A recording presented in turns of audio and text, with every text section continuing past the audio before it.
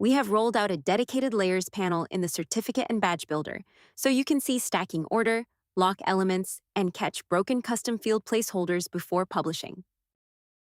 Let's learn how to use this update to create the perfect credential for your learners.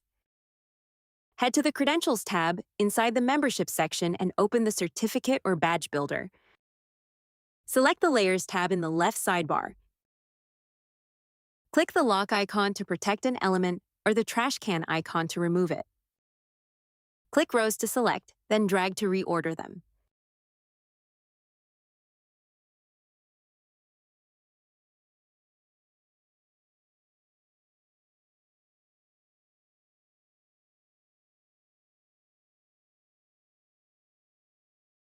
The added control gives you faster building and clearer control, paired with fewer errors thanks to the lock function and placeholder validator to create the perfect certificate for your course. Now you can edit your certificates and badges with more detail. This boosts your confidence and control, improves your assets, and keeps your learners feeling accomplished. We hope you enjoy it.